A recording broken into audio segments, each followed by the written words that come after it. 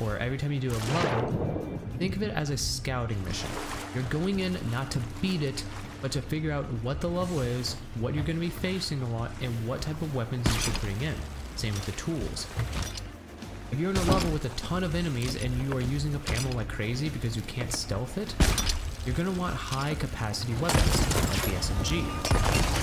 Or maybe if you have a bunch of big dudes, you're going to want something like the burst cannon or the sniper or the shotgun so you can deal with them more effectively because you don't have as much smaller enemies you have to deal with. Figure out the strength and weaknesses of all the weapons and go into a level trying to figure out what you need so you know the best weapons to take in.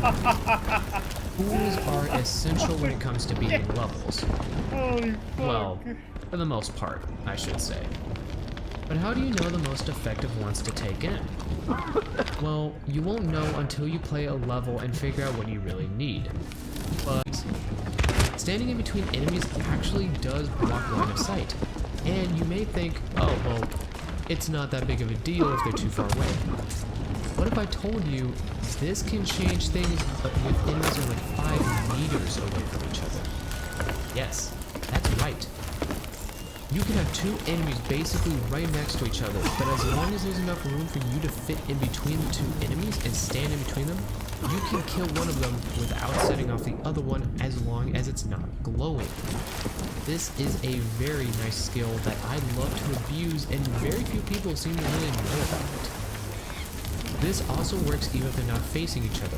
Just standing between enemies in general acts as if you're a wall and it blocks their can do it.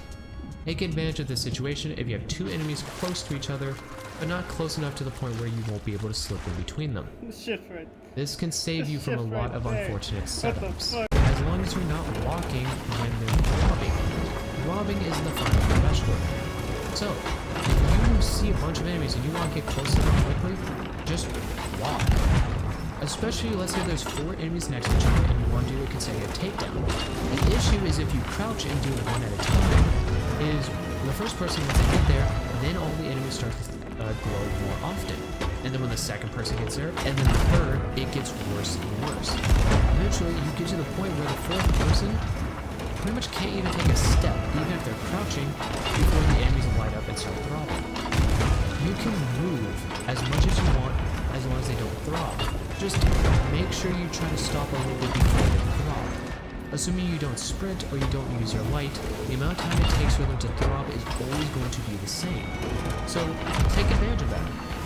Walk when you can and just stop before they throb. Also, multiple people can walk at the same time.